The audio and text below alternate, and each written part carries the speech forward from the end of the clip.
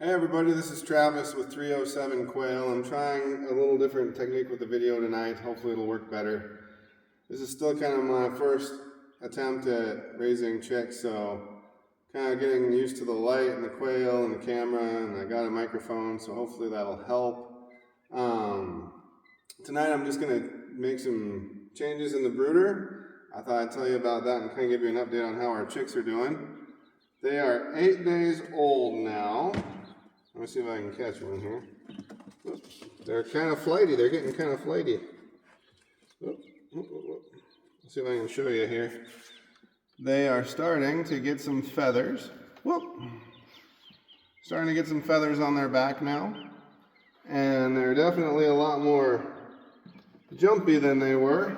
They can almost get out of this brooder, which is reason number one why I'm going to, on the next batch, I'm going to build this brooder higher.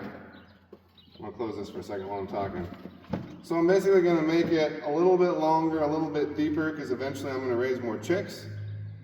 But also I'm going to make it about twice the height, and I'm going to have a two-sided top I can put on it. And I think I'm going to put the light inside of it so that it's all kind of self-contained. That's my plan.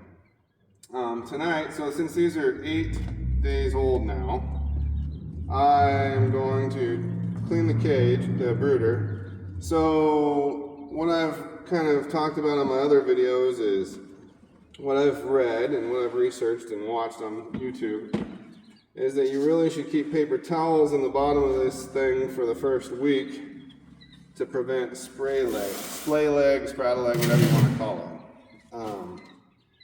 So that is what I've done. And then people talk about you can add in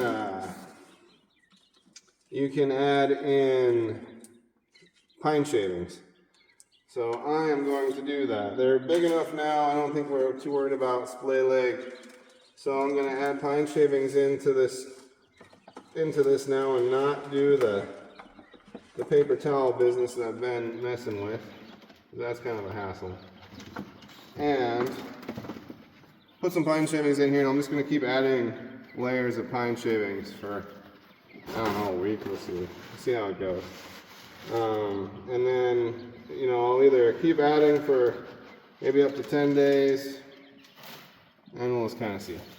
So, putting some pine shavings in here, and I don't really know how deep to go. I'll probably do about 1 inch deep, and we'll get their waters and food back in here.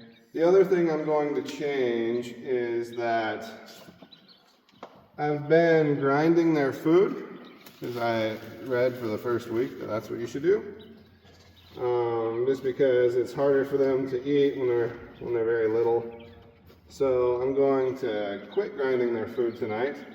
I've actually already, I'm just going to spin this around so that they can run to the other end while I'm doing this end. I quit grinding their food. That'll be a lot easier just to put it in their feed. I actually have it right here. It's just, I'm using the 30% Game Bird crumbles. It's what everybody seems to say is the best for them. So that's the plan. So we've got some feathers.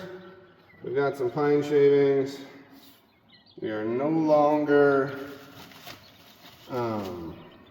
grinding the food. The other thing I was thinking about changing is the water. So I have marbles, which are kind of a pain to clean. These guys make a mess.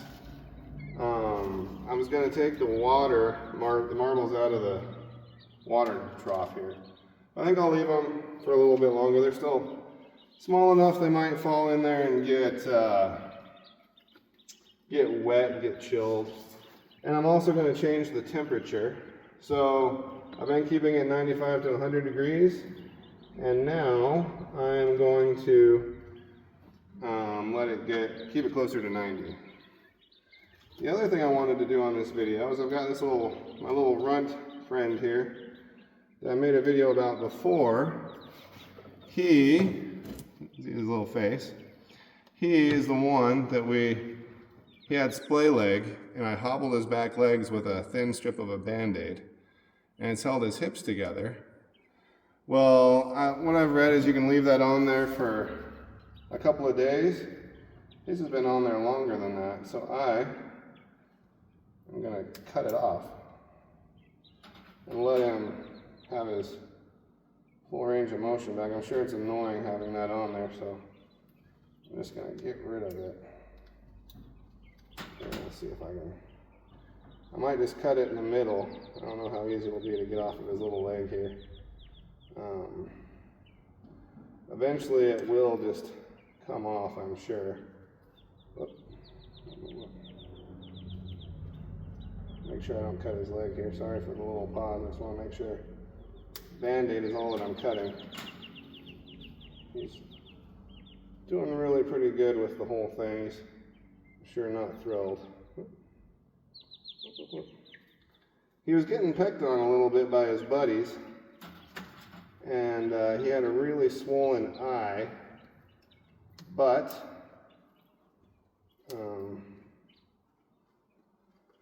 sorry, I'm just trying to get this off of here as much as I can. I'd like to get the whole thing off if I can, but I also don't want to stress him too much. Poor fella. It's kind of been through a lot already. But as you can see, his eyes, one eye was totally swollen shut, and I was wondering if it was going to be okay. I think it was the right one. But it's all healed pretty well. So we'll put him back in here, see how he does without the hobble. And maybe I can show you. I'm not very good at this whole video editing thing, so I apologize. I'm just going to move the phone around and show you what I can show you here. I'll flip my camera around. That'll make it easier. Let's see, which one is he? That little guy in the very back corner, the little fella, is our splay leg friend, and he is getting around really well. So I'm very happy with how that turned out. Anyway, that's our update. Thanks for watching. Again, this is Travis with 307 Quail. As I'm going to share my journey as I continue to learn and can develop my quail business. The light turned off. I need to have an automatic timer. I need to prolong that so that it's a little bit longer. Sorry as I choke. Have a great night. Thanks for watching. Take care.